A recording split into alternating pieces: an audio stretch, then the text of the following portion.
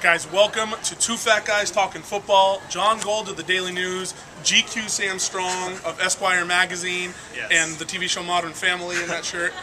We are here today talking UCLA football, talking signing day. Yes, this is part 2 of the backfat to backfat spectacular. Spectacular. Part 1 The word backfat and spectacular has never been used in the same sentence before. Part 1 is up amidst a sea of recruiting posts.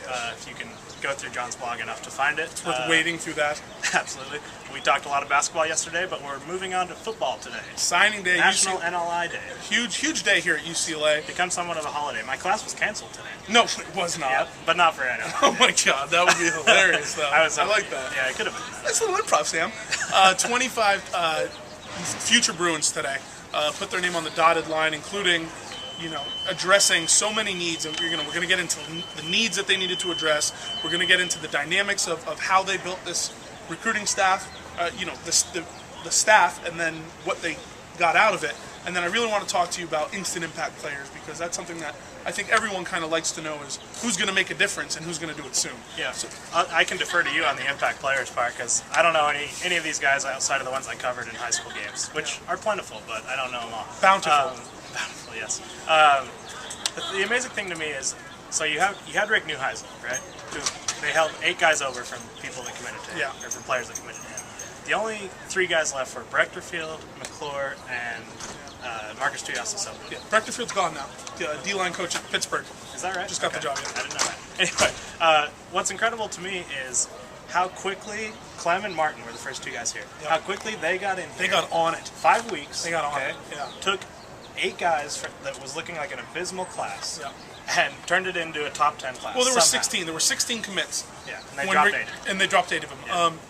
And that's kind of just the dirty little secret of this, is it happens, and it happens on both sides. And what I'm so fascinated about is they went out and they got recruiters who not only can recruit, which is part of the game, but who had pre-existing relationships with targets. You went out and get Steve Broussard from Arizona State. You get Demetrius Martian from Washington, Adrian Clem from SMU, Noel Mazzone from Arizona State. Guys who, half of their job is done. All of a sudden, it just becomes a different pitch. Yeah, it makes a lot of sense to me, too, because this is the first time I had gotten to talk to Clem, Martin, Broussard, Mazzone, all those guys. Martin's a good dude. Martin and Clem both had me wanting to sign on the dotted line. Like, we were talking about Twitter, and, they were just so easy to talk to. And Mora talked about how they call it recruiting, but it's about building relationships. Yeah. I could see how these guys are able to build such strong bonds with recruits, especially a guy like Ellis McCarthy. Martin was talking about, I knew his sister from here, I know his dad from here, and exactly this and this and this, and it all makes a lot of sense after talking to these guys now. It all comes together, and one of the things that I think is pretty fascinating is how UCLA addressed the areas of need. Huge need at what? Wide receiver. Absolutely. They lost a bunch of guys this year. Defensive back, where they lose 3 starters going into next year. You could include tight end in that way. Tight end, exactly, as well. Quarterback, they needed a couple guys. Obviously, offensive line every year. And I think the biggest need was an impact defensive tackle. A guy who was going to solidify that front like Brian Price did for 3 years. Just gonna say. And a guy that they've been lacking for 2. Yeah. And that, you bring Brian Price out of that rotation, and all of a sudden it goes from one of the top defenses in the conference to one of the worst, with one guy, gone. Now they get Big Ellis McCarthy, the number 2 defensive tackle in the country, out of Monrovia High, 6'5", 295 pounds. He can add a bunch. I might even be selling him short on the weight. He might actually even be bigger now that I think about it. And just a guy that can actually take over games. Yeah, who they haven't had. Yeah, and I think it's foreseeable that he could be starting right away. I mean, there's without offense to Donovan Carter and Teppa, or not Teppa's net. I said 295. I was thinking of Simon Goins. He's 325. But to what you're saying, exactly, is something that Mora said today, right? Which is, he corrected himself when he said no position is safe. That's not what he meant. What he meant was everything is open. And we've heard that refrain for so long under Rick Neuheisel. I didn't buy it. Neither of us bought it. Yeah. For the entire spring and summer, it's 50-50 between Breho and Prince. Do you buy it now? I do buy it to the extent that everyone's going to get a chance to show how they can do, but that doesn't mean you're going to see 22 new starters. Patrick Larimore is going to have a chance to say, yeah, I'm the best middle linebacker here. I'm a redshirt senior, and I'm good. And so I guess obviously we're not going to see a new punter. Jeff Locke's the #1 in the country.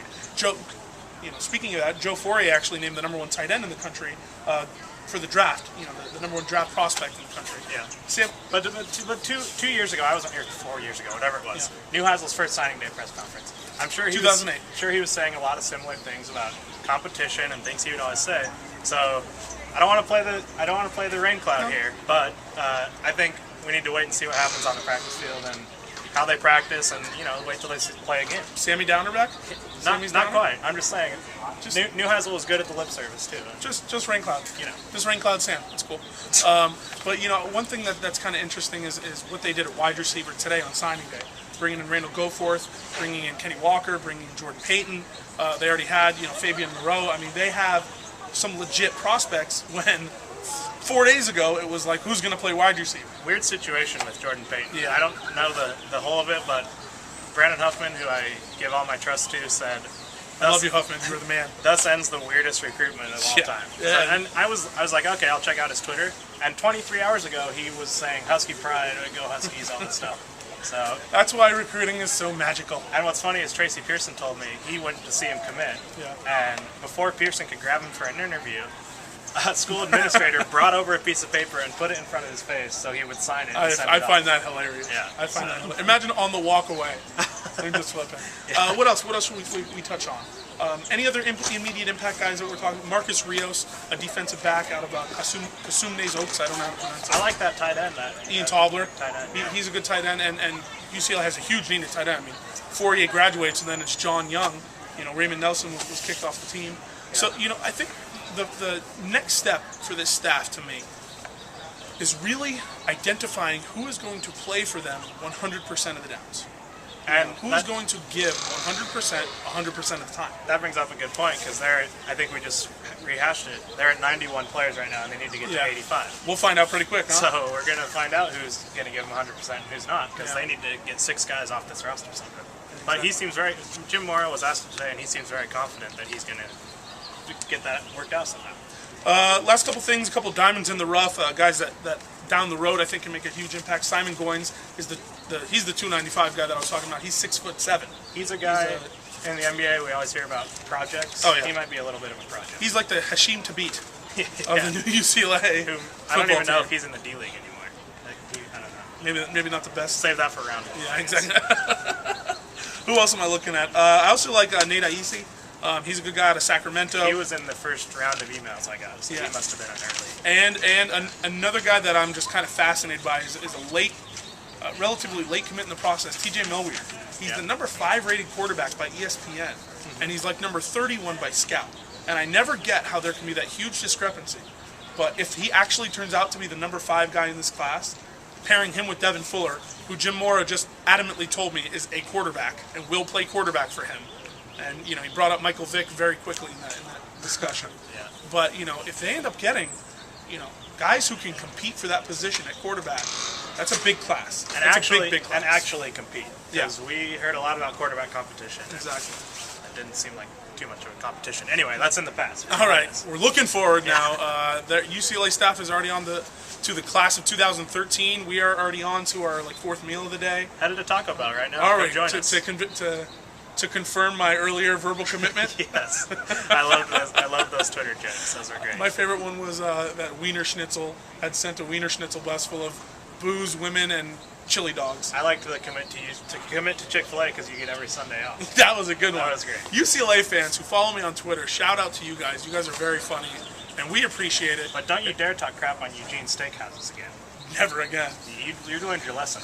Apparently, Outback Steakhouse is the place to be. All right, guys, thanks so much for watching. John Gold, GQ Sammy Strong. Looking good. Diet's going well. I mean, I can tell. This shirt's a little slimming. I don't know. It's not bad, huh? This Permian jacket's a little thickening. Yeah, a little bit. Camera adds 10 pounds. So. My face adds 70. All right, guys, thanks so much for watching. We'll check you soon. Thanks.